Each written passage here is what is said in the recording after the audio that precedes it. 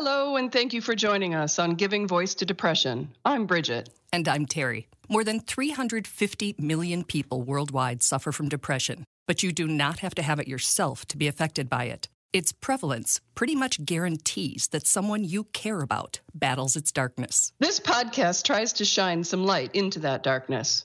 We're not experts, and we're not therapists. We're sisters and best friends who live with depression and who are committed to encouraging healthy, healing conversations about mental illness.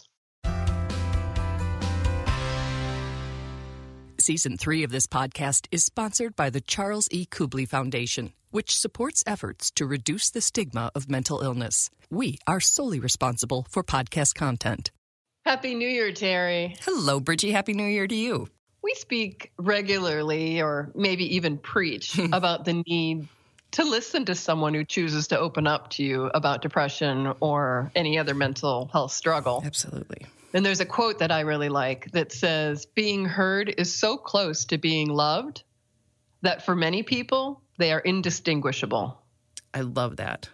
And another one is that the most basic and powerful way to connect to another person is to listen. Just listen.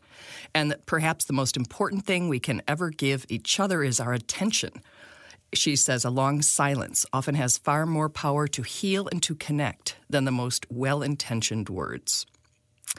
So with all that in mind, we sat down with Robert, who is a trained listener. He studied psychology, is a retired teacher, and he worked for years at a crisis hotline. He was a supervisor, a listener, and a trainer. Let's listen as Robert gives his voice to depression.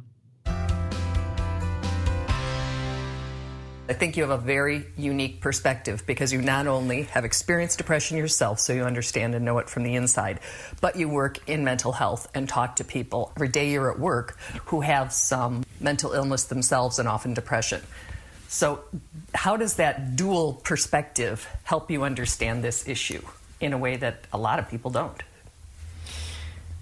Well, I think the reason that I might be effective in doing what I do is because not only have I experienced it, but I think I've been able to figure out to me what that mental illness experience means to me and thinking, why am I having this experience? And you have to be at a healthy frame of mind to start asking those higher level questions. And hopefully, ultimately, all people will find a way that the spiritual level that they deal with and their belief system, how mental illness has fit into it, and why maybe it's a message to them about how to direct their life in general, not just seek treatment and feel better. If I hadn't experienced depression and anxiety as a lifelong companion, I don't really feel that I would truly understand. Lifelong companion. That is a really interesting way to say it, as opposed to a parasite or a, disease or an illness or a foe. Why do you describe depression as and anxiety as lifelong companions? I think it's in my life for a reason, and would I ask for it to be gone? I don't know. I think in some ways it shapes who you are, what your entire life experience, whether it's a disease, whether it's a accomplishment, some kind of triumph, they're going to color and shape who you are as a person. That concept that living with depression gives one a different perspective, empathy, compassion, patience. Those are things we didn't expect to hear from so many of the guests we've talked to. We'd have bet that 100% of the people we'd talked to would want to be 100% rid of their depression. I think my deep knowledge and empathy about mental illness is giving me satisfaction in life right now by being able to turn it around and help others, because I've gotten it under control in my life. But it doesn't go away. It's a chronic condition, and you can manage it. I think in some cases you can probably get rid of it, eliminate it by treatment. But for me, I think it's something that's going to be there. I think it's become a wired part of my brain, but it can be a well-controlled wire. So how does someone who trains hotline volunteers to support callers advise us to be there for friends, family members, or other people in our lives who are struggling? I think the first way and the most immediate is to be there to listen to them. They need a chance to vent. They need a chance to talk about what they're experiencing. And the listening part is a tremendous gift, because there are so very, very few people who will do that for somebody else. without feeling the need to interject some kind of advice. And when you talk about advice, is it the kind we all get and hate? You don't have any reason to be depressed, just get outside, you need to put, that kind of advice, or just avoid it all, unless it's specifically asked for? I think the most immediate kind is the kind you described, where people are going to say, just get over it, pull yourself up by the bootstraps. I think a lot of people, because they're uncomfortable or not knowledgeable about what that person's going through, they feel like they almost need to deflect it. They'll listen for a little while and just say, sounds to me like you just need a good dose of reality or something like that. Well, let's face it, that is their reality, and it is a huge dose of it, and it isn't a very pleasant dose. So those kind of things you write off. It's the more insidious kind of good friends who mean well but still don't understand that they need to find their path, not follow yours. If you're centered in yourself, not on yourself, but in yourself, you can listen and not feel the need to try to provide direction for them based on how you're understanding it, not on what their needs are. And just pull back and just listen. And also, if you're really good at that part of it, you can reflect back to them what they're saying and saying, well, you're telling me you're suffering and medications haven't worked. Have you talked to somebody recently, because new medications are coming out all the time? And always pose it as a question and come in sideways. And you'll find out a lot of things. And if you're rebuffed, then be sensitive to that and just go back into that listening mode. And what about the things that are not guidance specific, but are, I can't change your life, but I can sit with you, I'm here, you're not alone? Are those just platitudes, or do they help? No, those are very, very helpful. Knowing that I'm here for you now, I'm here for you when you need me. And sometimes you have to put some self-protective boundaries up, because there are people who are truly needy and not on some kind of path to getting better. Oftentimes will start relying on you to the point, maybe they call you at work, maybe they call you at dinner time, maybe they call you in the middle of the night. You have to set boundaries you're comfortable with immediately. I think that's very, very important. And not stridently giving them a list of 10 things they shouldn't do and seeking your listening services, but instead, when you feel those boundaries might be crossed, then you need to state right away, well, I want to be here for you. I can't always answer your phone calls, but here's a phone number of someplace that I know is really good, that they'll be able to help you out in those times that I'm not around. Something like that. Good. Very healthy. Robert says while local and national hotlines offer all kinds of support and resources to callers, one of callers' primary needs is hope. I think that depression and anxiety are like a blanket that smother hope. And every human being needs hope. We need that. That's that little light that carries us forward to the end of our lives.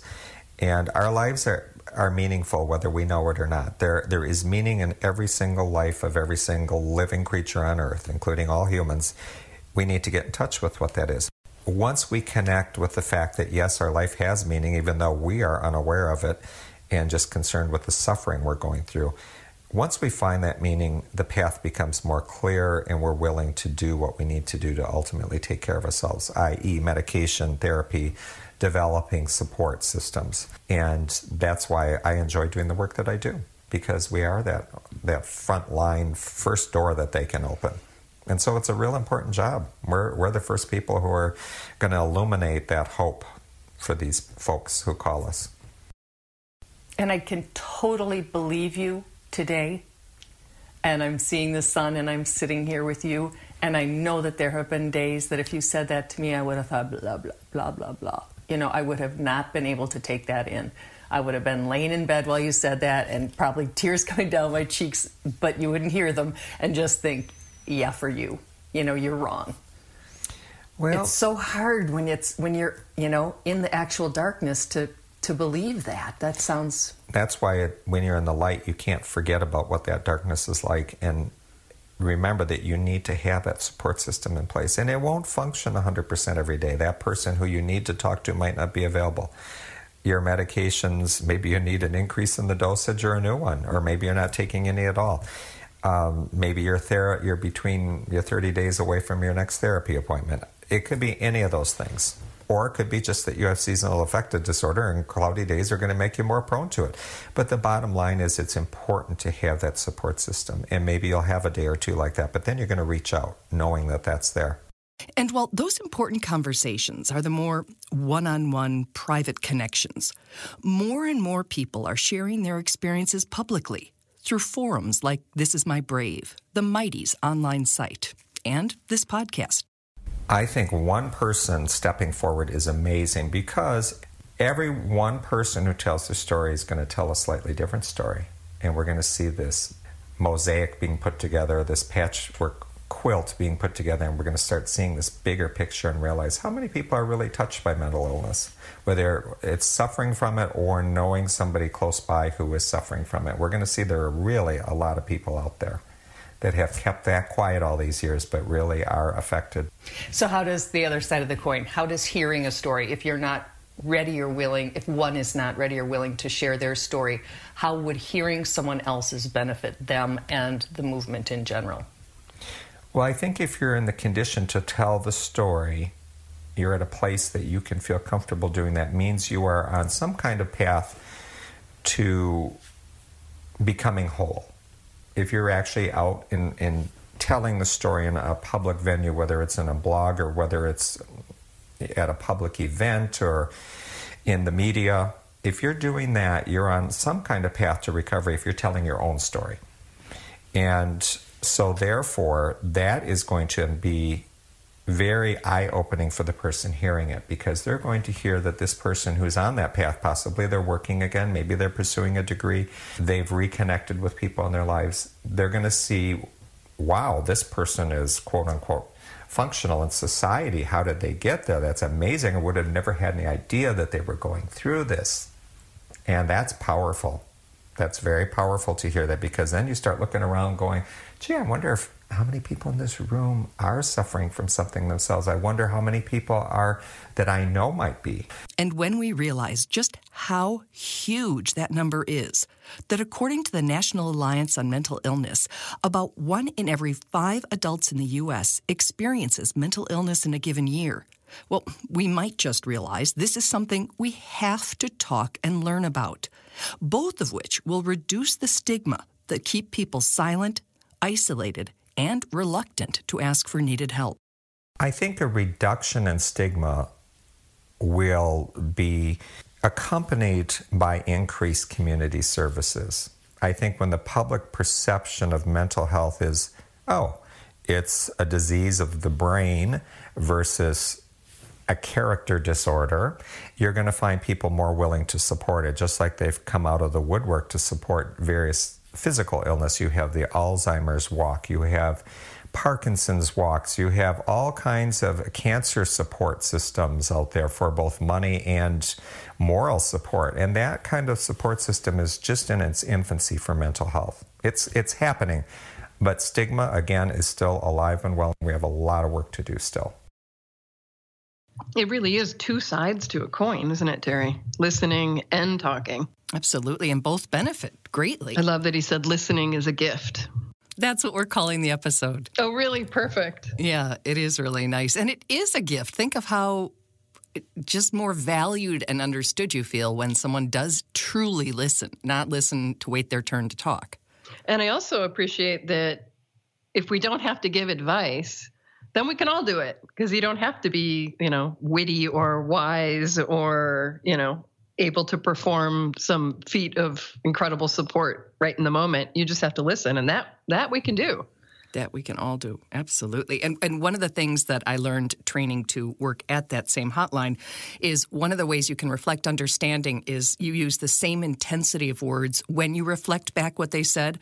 So if somebody's just not talking about depression here, but if they were, just saying some annoying thing that had happened during the day, you say, oh, it sounds like you were really frustrated. You don't say, you must have been enraged, because that's not what they're communicating. But conversely, if, they're really, really having a very, very hard time with their depression and they're debilitated by it or even possibly suicidal, you don't say, you sound a little blue, so you try to match it. And that's one way to keep the conversation going and communicate that you're actually understanding the level on which they're communicating.